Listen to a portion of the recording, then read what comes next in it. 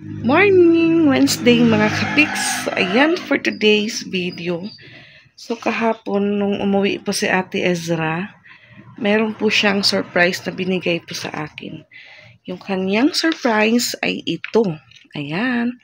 Meron po siyang certificate with honors. So yun nga ang sabi ng teacher niya nung Sabado, nung portfolio day, na pasok daw si Ate Ezra sa top 10.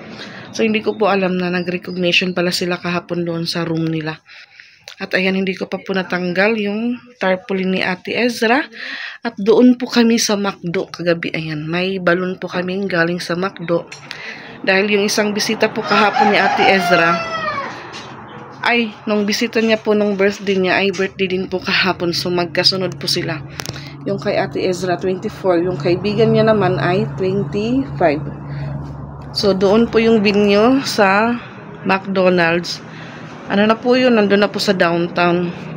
At yung gagawin ko naman po ngayon, ayusin ko po yung mga ginamit ko po nung birthday ni Ate Ezra na mga chopping desk. Dahil hindi ko pa po sila naayos at dito pa po sa mesa. Para yung ibang mesa na nagamit po namin nung birthday ni Ate Ezra, maibalik po namin sa dating lagayan. So, si Pix, nandun po siya sa nandun po kina Mama Dax. Inaayos po niya yung ilaw ng motor. At ayan, gawa din pala ako ng yellow dahil wala na pong yellow. Yung laman po ng ref, mas madami po yung Graham bar. Makapal na po yung ice sa loob. Na din po yung tubig. So, ayan, may natira pa po kami ditong dalawang legs ng chicken. So, baka prituhin po ito ni Papa Pix. Pang ulam na din po namin. Medyo madami pa yung aking Graham bar. Nag-chat po yung ko po nito kinukuhaan. Sabi ko, marami pa po akong stock. So, yung dalawa ko, yun nga, may mga pera. Kaya sinusulit din po yung Graham bar. Thank you po ulit sa mga blessing na na-receive po namin noong birthday ni Ate Ezra. God bless always po sa inyong lahat. More blessing to come po.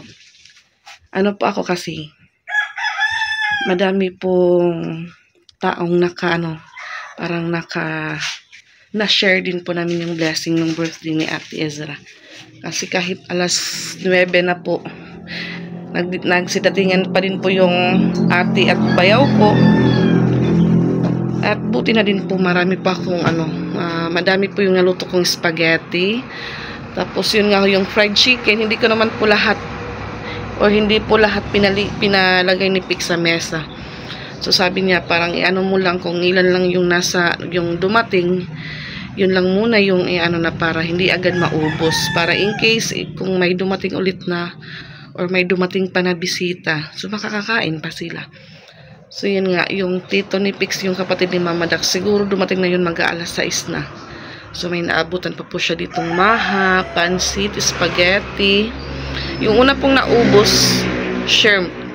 Dahil yung mga bisita din po ni Ate Ezra, yun din po yung pinalagay, hiningi nila or pinalagay sa plato.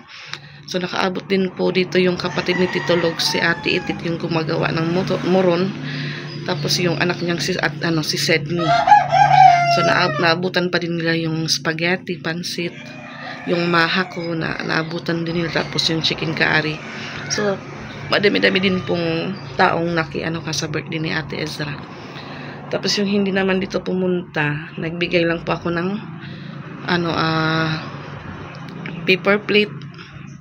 Kagaya po kina nanay, tapos doon po sa burgers ni Rose Ann kasi nasa taas, tapos may dalawang bata. So yung dito naman po yung ilas ko, si Charlene. So bali pinadalhan ko lang po doon para yung mga bata, siya na lang din po yung magpapakain. So may natira pa sigurong cake po dito sa ref kasi hindi din po na ng mga bata dahil nga busog. Pero hindi na siguro madami. Ayan, may cake pa po dito. Chocolate cake sa po yun sa Red Ribbon.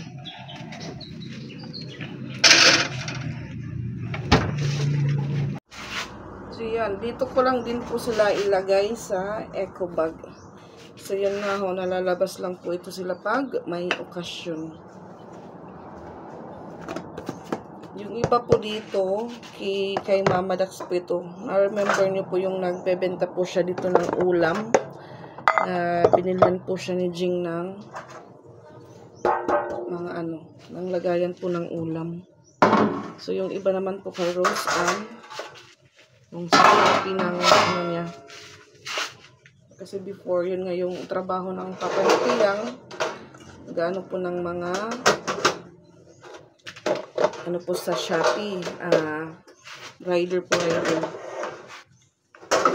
So, marami pong mga item na hindi na pupunan ng customer. So, kay Piyang, yung Papa po ni Piyang yung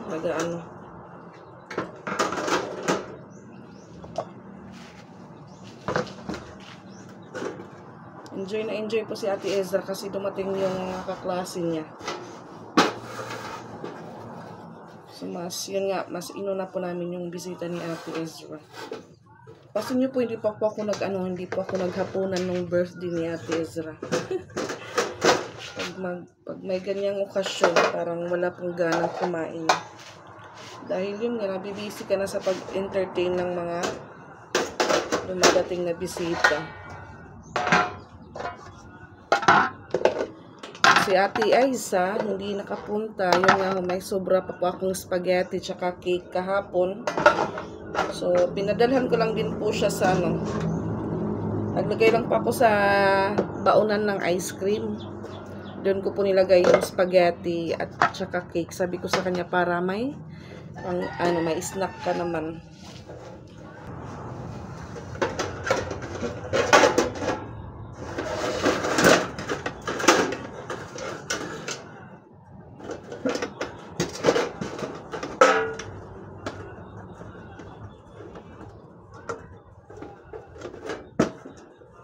Hindi kasya. Lagyan ko siya ng tali na lang dito. Ayan, yung itong naman po mga kapix, plate holder kay Mama Dax po ito. So, dito din po ito sa bahay. Ako din po yung nito. Dahil sigurado pag nandun lang po ito kina Mama Dax, baka na po ito. Mamising. Kasi yun nga ho, kahit saan lang po na nagagamit. So, ito dito po sa akin. So, in case po gumamit si Rose mayroon po siyang agad kasi dito po sa akin. Pagkatapos ko pong gamitin, yun nga ho, tinatago ko po. Para pag may okasyon ulit, mayroon pang magagamit na plate holder. Natago ko na po yung plate holder. So, maghuhugas naman din po ako. Katapos po nito, kain ako ng kanin. Si Pix doon pa rin po kina Mama Dax, inaayos yung ilaw ng motor. At ayan, may dala po kaming, may napanalunan po yung mga bata kagabi doon sa McDo, sa birthday. So, ayan yung prize nila. Timing, silang dalawa nag-participate po ng laro. At ayan, may premium po. Kasi yung dalawa hindi na po sa mga birthday na may laro, nahihiya pong makisali. So, iilan lang naman sila na bata. Sabi ko, sumali na kayo para may prize kayo pa uwi. May prize kayong maiuwi. So, si Duday pala mga kapix. On the way na pala ng Tacloban. Nangingi si Mama Dax kahapon ng number po sa conductor ng bus. So, hindi ko po agad nabigyan dahil yun nga, na-busy na po ako nung hapon. Tapos, walang signal po sa loob ng McDonald's. So, first time po nilang maka-attend ng birthday na yung venue po nasa McDo. Yung mga napupuntahan po nilang mga birthday, mas karamihan po sa bahay lang po yung celebration. So, kahapon yun nga, pictorial po nila Ate Ezra. So, hindi din po ako nakapunta. Tapos, yun nga po yung pagkahapon, doon na pala yung recognition. Sa loob lang po ng room. May isang kaklase niya daw na may dalang cellphone. So, doon daw sila nag-picture-picture. So, ngayon lang na-send ng teacher niya sa GC namin yung mga picture nila kahapon. Yung may mga award. Sabi ko sa kanya, pagbutihan mo pa dahil matatapos na po yung klase. Isang buwan na lang po, next month. Pagdating siguro ng April, time po yung graduation nila, birthday pala ni Mama Dax. April 15. 15 ba yung birthday ni Mama Dax or 14? Timing yun po yung ano nila, recognition. Ay, graduation day.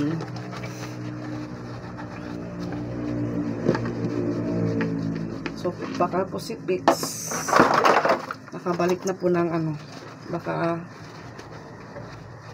sana po mga ka-Pix maano na po yung ano ni Pix na ano na po yung kanilang COE para makalabas na po.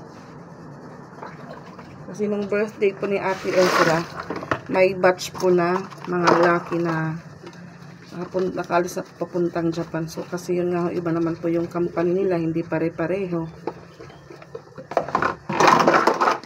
Yung kinapix lang po talaga yung matagal. Pero sabi naman po ng sensi nila, hintay lang kayo, wag lang kayo mawala ng pag-asa. Basta, willing pa kayo mag-abroad. Sabi ni Pix tsaka yung mga kasama niya, willing pa po sila kasi yun nga yung ano nila gusto.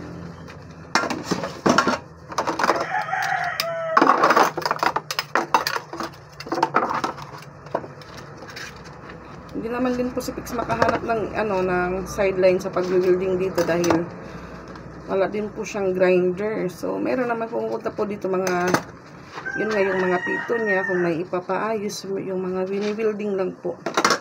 Kapag ano naman po si Pix kapag sideline kahit pa paano.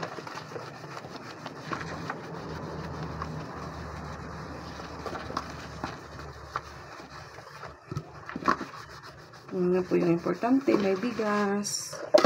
So, yung tindahan ko naman po, yung tindahan namin dito, kaunti na lang ulit yung laman. So, kailangan na naman bilhan. Hindi ko lang po alam kung ilan na yung naipon ko doon kasi si Pix yung nag-ano. Ay, bumibili. Wait lang po mga ka-Pix. Bumibili siya ng tuyo, tsaka yelo. Yung problema, hindi pa po nagawa ng yelo. So, gawa ako ngayon. Bukas pa po yun pwede maibenta.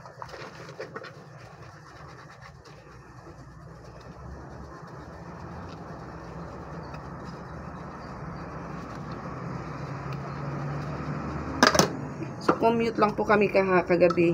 Yun nga kasi yung motor, wala pong rehistro. Tapos yung mga LTO ngayon, nasa ano po, Coca-Cola yung tambayan nila. So, kahapon po may isang bisita na may sasakyan. Dahil alas 8 na po natapos yung birthday. So, nakisabay po na lang kami sa kanila. Buti na lang po, pumasya kami. Kasi sabi ni ate, may sasakyan ba kayo? Sabi ko, wala, nag-commute lang kami. Sabi niya, tara, sabi niya lang kayo sa amin. So, buti na lang po kami nakasakay. Kasi kung nag-commute kami, 2 rides po yun. Sakay kami galing ng McDo doon sa may Pure Gold. Malapit po sa Imperial. Tapos, baba kami ng San Jose. Depende lang din kung nasundo kami ni Pix. Isang pasahe lang namin.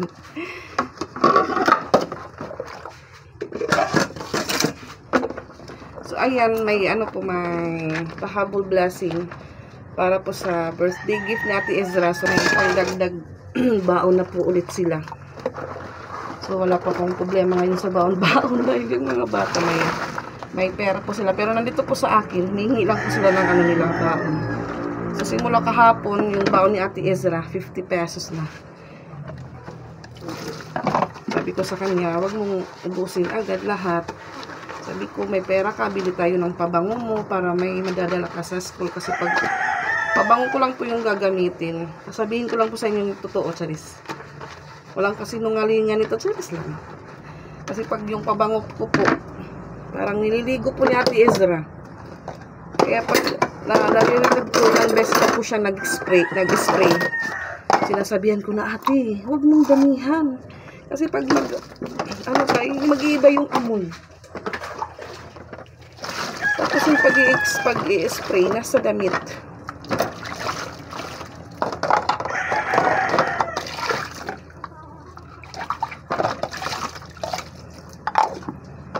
So, hindi po nila alam mga kapiks na may ano sila.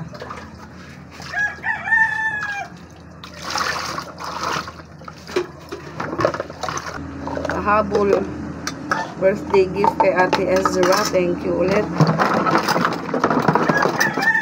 Sabay yung dalawang bata dito. So mag-iba po yung pinuntahan na birthday namin. So sila Rose Ann, may birthday din po kahapon na kaklase ni Piyang. So doon sila sa Pustanis. Kami lang po yung naiba dahil malapit na po kami sa downtown.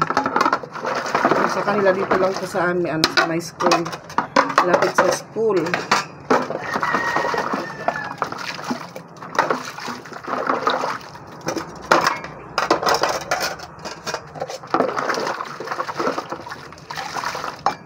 Si mama hindi po nakapunta dahil masama yung pakiramdam. Si papa lang po. Wait lang po dito na sa kapiks. Aray. Diyan lang po kayo mga kapiks.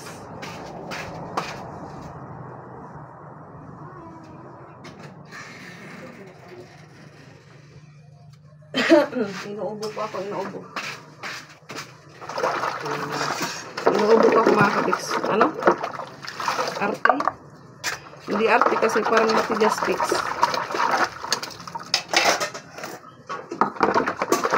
Pareho po kaming naka-read ni Papa Pix. Tignan niyo po. So yung mga cortina po sa likod dito sa sala nakataas po siya dahil doon po sa tindahan nilagyan po namin ng cortina po ni Papa Pix para hindi po agad kita sa loob ng namin. Kasi pag wala po doong cortina, kita-kita lahat. Yung may natutulog sa baba. Yan. Sinumay-sumay po ako ni Pix.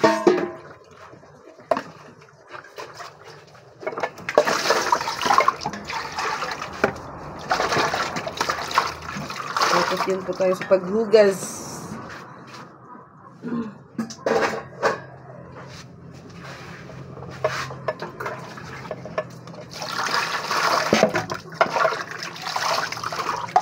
So, yung isang ate ko po, before siya mag-bring home ng lumpia, naghugas po muna siya dito sa bahay ng birthday ni Ate Ezra.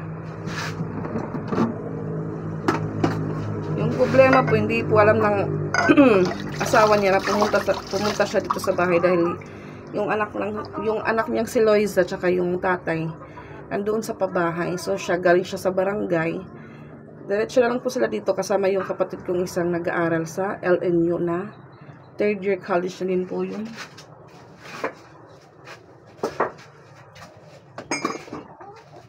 Papahaba po yung ating chikahan.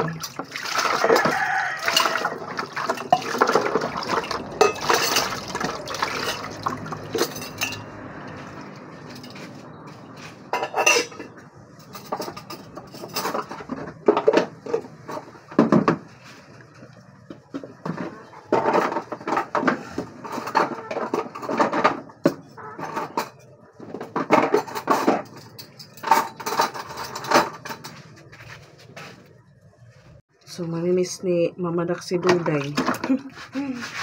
Kasi umuwi na. Siguro umuwi na yung niya. Yung mama at papa ng mama niya. Kasi dito si Duday, okay naman siya kay Rose Ann. Nagkakano naman sila ng mama Rose Ann niya.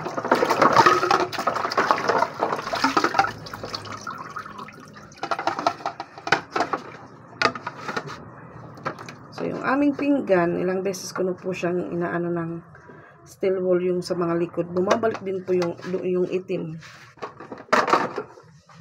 Pag maghuhugas po ako, ginagamitan ko po ng steel wool yung likod ng plato para matanggal yung kagata. Kaso mga ilang araw, bumabalik na naman.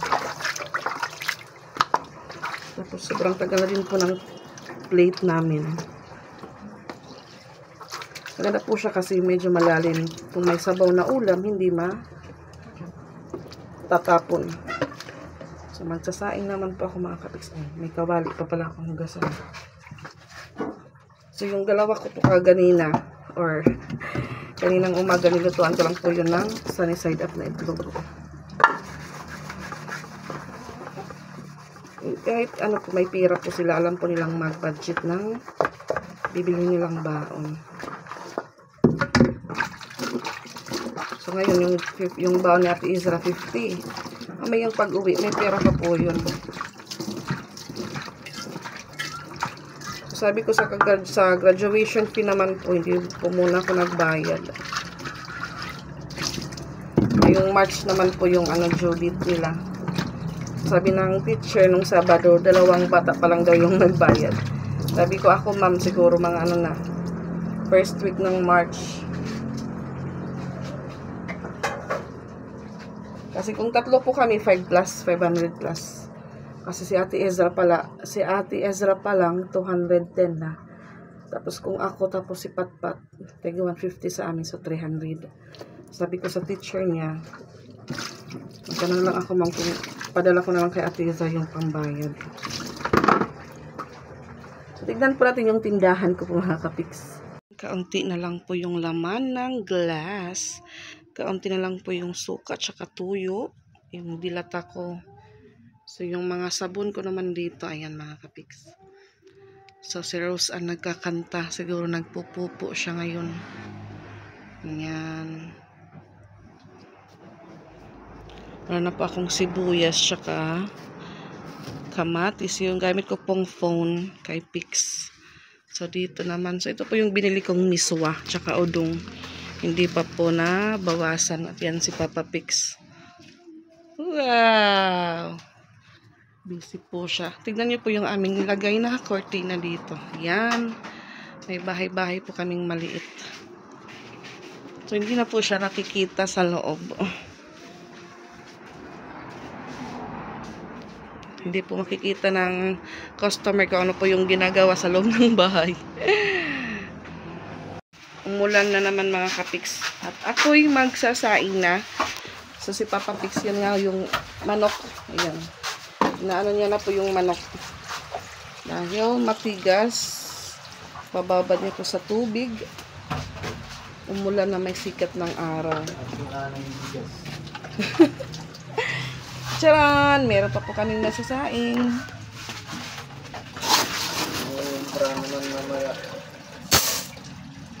Sabi niya wala daw kaming bigas. Sabi ko meron pa. Doha. So yung saing po namin, yung saing ko po, 4 cups na. Dahil 4 po kami. Kaunti lang naman po yung kain ni Papa Pix dahil diet siya. So, yun nga, nung birthday ni Ate Ezra, hindi po kami nananghalian, hindi po kami naghapunan. Dahil sobrang beze. Charis. Kanda Charlie nito taklap. So, hindi pa po din ako naglaba. Marami pa din pong labahan. Pero okay lang dahil may taga-igib po. May taga-igib po tayo ng tubig. Kaya walang problema tayo sa paglalaba. Tsaka maulan. Marami pong makakapag-imbak ng tubig sa ulan. Saing muna ko mga kapiks. Then gawa na po ako ng yellow. Tapos na po akong magsaing. So gawa na din po ako ng yellow. Habang ang oras ay 9:58 AM mga kapiks. So kahit alas 9 pala dyan. So may araw na may ulan. So si Ate Lani ng birthday, dito din siya. Wala yung mga anak niya. Nag-ano din po siya, nang bring home, pero hinatid niya muna, tapos bumalik na lang din po siya ulit.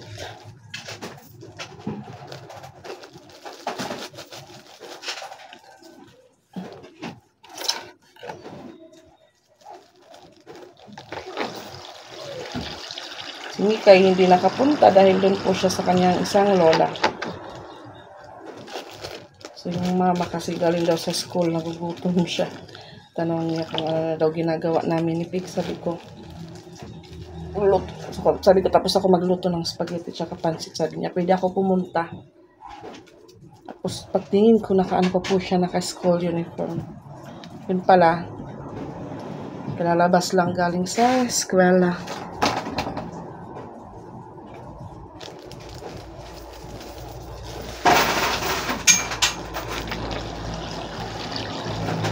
Gawa pa ako ng yelo. Kapal na po yung yelo sa loob.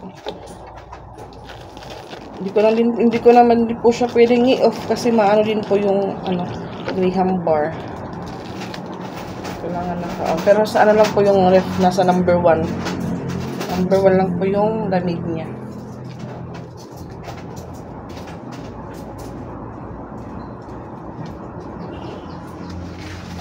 Nandun po si Tig sa tindahan.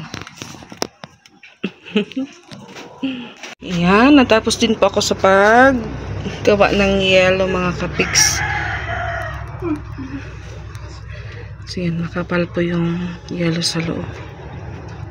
Sabi ni Pix, i-defrost daw. Sabi ko wag kasi masisira yung mga Graham bar na natira. Yung sinaing ko naman po, yan, luto na. So dito naman po yung yung manok na pinapalambot ni Pix. Dahil nandun sa freezer kanina. 2 legs ng chicken.